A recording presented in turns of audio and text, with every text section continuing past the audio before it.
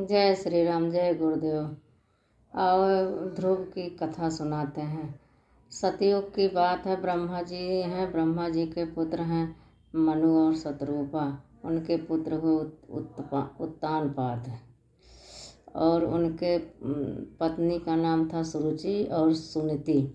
सुनीति के पुत्र नहीं था तो सुनीति ने कहा कि महाराज आप दूसरी शादी कर लें जिससे आपका राजवंश चलता रहे। राजा सुनीति से बहुत प्रेम करते थे, मान नहीं रहे थे, लेकिन बहुत कहने सुनने पे उन्होंने सुरुचि से विवाह किया। सुरुचि बहुत चतुर चालाक थी। उसने बड़ी रानी को वहाँ रहने नहीं दिया। जब आई ब्याह करके तो राजा ने उनको फिर एक बाहर छोटा सा महल बनवा दिया, तो वहाँ वो रहने लग गई अकेले ही। फिर राजा प्रेम बहुत करते थे, इसीलिए चोरी छुपे सुनीति के यहाँ जाया करते थे। सुरुचि को पता नहीं लगता था। जब कुछ दिन बाद सुरुचि के भी एक पुत्र हुआ, उधर राजा आया जाया करते थे, इसलिए भगवान की कृपा से सुनीति के भी एक पुत्र हुआ जिनका नाम था ध्रुव। ध्रुव छोटे थे, खेला कूदा करते थे, तो बच्चों ने कहा कि तुम्हारी माँ तो है, तुम्हारे पिताजी कहाँ है? तो ध्रुव ने कहा कि हमें नहीं पता है। फिर माँ से पूछे, माँ ने बताया नहीं। सोचा बड़े हो जाएंगे तो बताऊंगी, अभी बच्चे हैं, थोड़ा उनको ठेस पहुँचेगी, इसलिए उन्होंने नहीं बताया। फिर बच्चे खेलते कूदते पूछे तुम्हारे पिताजी का नाम क्या है? बोले कि हमें नहीं पता।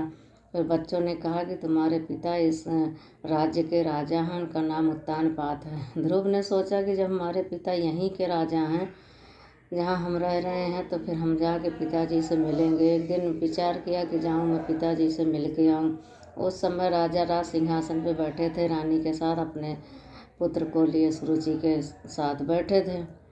तो वो ध्रुव गए, देखे कि पिताजी हमारे बैठे हैं और गोदी में बैठना चाहा, तो जाके सुरुचि ने उसे धक्का दे दिया और बोला कि तुम राजा की गोद में नहीं बैठने सकते हो, वो तुम्हारे पिता नहीं है, वो हमारे बेटे के पिता हैं, और तुम्हें गोदी में बैठना है तो हमारी कोख से जन्म लेना पड़ेगा। भगवान से जाओ, विनती करो, प्रार्थना करो कि हमारी कोख से जन्म दें तो राजा के गोद में तुम बैठ सकते हो। ध्रुव छोटे बच्चे थे, रोते बिलखते हुए अपनी माँ के पास पहुँचे, जाके सारी दास्तां बताए कि सुरुचि माँ ने हमें पिताजी की गोद में बैठने नहीं दिया, हमें धक्का दे दिया, बोली कि जाओ भगवान से ये वर मांगो कि हम सुरुचि की कोख से पैदा हुए तो हम पिता की गोद में बैठेंगे।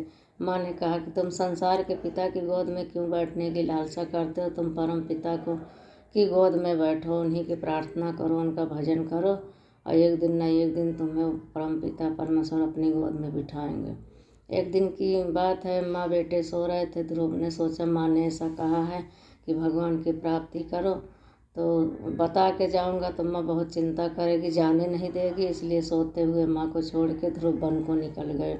सुबह हुई, माँ ढूंढती फिरी, मेरा बेटा कहाँ गया, ध्रुव कहाँ गया, नहीं मिला।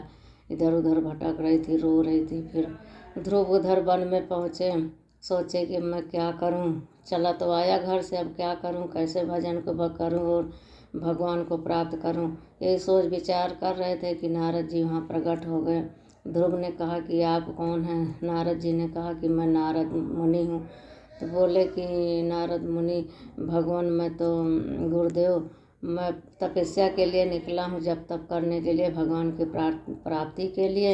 हमें कोई ज्ञान दें, उपदेश दें या कोई गुरु मंत्र दें तो हम उसी के सहारे से भगवान की प्राप्ति करेंगे। नारद ने मुनि ने कहा कि बेटा तुम चले जाओ यहाँ से, यहाँ सिंह रहते हैं, भालू शेर हैं, तुम्हारी माँ वहाँ रो रही है और आपको ढूंढ रही है, तुम घर जाओ, यहाँ शेर भालू खा जाएंगे। ध्रुव ने कहा नहीं, मैं अटल प्रतिज्ञा करके निकला हूँ कि भगवान की प्राप्ति करके ही घर जाऊँगा, उनकी गोद में मेरी बैठने की इच्छा है, माँ ने कहा था।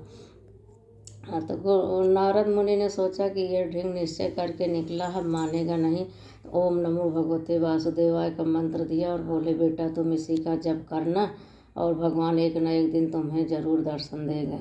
गुरु की बातों पर ध्रुव छोटे थे 5 साल के, लेकिन इतना ढींग विश्वास हुआ कि वो उसी मंत्र को जपते जपते 6 महीने के में भगवान की प्राप्ति कर ली। अन्न छोड़ा, जल छोड़ा और फूल पत्ते खाते थे। ऐसे करके एक दिन ऐसे आया, एक पैर पे खड़े होकर भगवान की तपस्या किया, भजन किया ओम नमो भगवते का जप करते रहे। एक दिन ऐसा आया कि भगवान को धरती पे आना पड़ा। लक्ष्मी जी भी एक बार परीक्षा लेने आई कि बेटा, सुनीति का रूप धर के बोली, बेटा चलो घर, यहाँ क्या कर रहे हो, यहाँ सिंह भालू बानर तुम्हें खा जाएंगे। ध्रुव ने कहा, नहीं माँ, मैं नहीं जाऊँगा, मैं भगवान की प्राप्ति के लिए आया हूँ।